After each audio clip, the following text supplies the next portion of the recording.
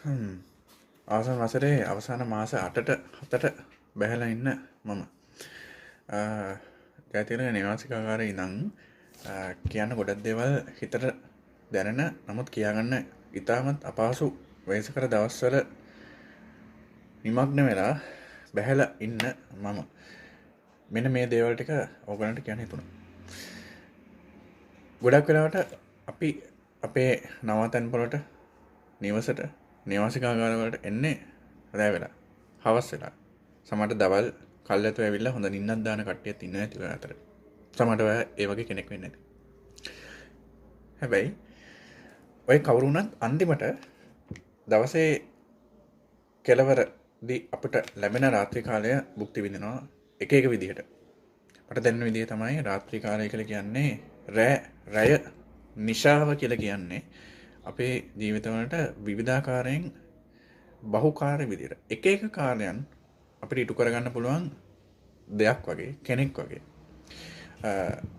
අපි ඇත්තටම කිව්වත් දහවල් කාලේදී සෑහෙන මට හිතෙන විදිහට වචනය හරියටම ගැලපුණත් මට හිතෙනවා අපි සෑහෙන බොරු කරනවා කියලා. අපිව බේරගන්න අපිට අපි ආදරය නිසාම අපි අපේ ඇත්ත අපිව පෙන්වන්නේ නැතුව බොරු අපි කෙනෙක්ව පෙන්නලා ඒ අතරේ චෝටි තැන්වල අපේ ඇත්ත අපිවත් පෙන්නලා ඔය දෙකේ මිශ්‍රණයක් විදිහට අපි ගත කරනවා අපේ දවස දිවා දවස සහ උදා දවස. හැබැයි අපේ රාත්‍රී ජීවිතය අපේ රාත්‍රී මනෝ ජීවිතය කියලා කියන්නේ අපිට අපිම අවංකව අපිට අපි වෙන්න පුළුවන් හොඳම සහ එකම සමහරට එකම අවස්ථාව වෙන්න පුළුවන්. ඉතින් ඒක නිසා රැයකට කරන්න පුළුවන් දේවල් ගොඩක් තියෙනවා. හොඳ කරන්න නරක කරන්න හොඳ නරක මිශ්‍රණයක් අපිට ජීවිතයට එකතු කරගන්න. අතීත මතක ආවර්ජනය කරන්න අනාගතයක් මවන්න මේ ඕනම දෙයකට අපිට පාවිච්චි කරන්න පුළුවන් මේ රාත්‍රී කියන දේ. හැබැයි අපි අමතක නොකර කරන්න පුළුවන් කරන්න ඕන දෙයක් තමයි මේ දිවා කාලයේදී අපිට මගහැරිච්ච අපිව ආපහු මතක් කරගන්න එක.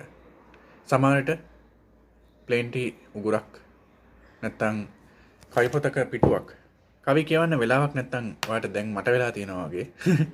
හැබැයි ඔයාලා කරන්න පුළුවන් අඩු ගන්න රෑ අහසවත් බලන් ඉඳලා අපේ දිවා කාලෙදී අමතක වෙච්ච අපිට අපිව මතක් කරගෙන ටිකක් හරි පොඩ්ඩක් හරි උත්සාහ ගන්න අපිව සනීප කරගන්න. රාත්‍රිය දිගයි අපිට අපිව හමු වුණු තැනක රාත්‍රියේ කෙටි අපි රාත්‍රියෙන් හරිම වැඩේ ගන්න දන්නේ නැත්තම් ඇතර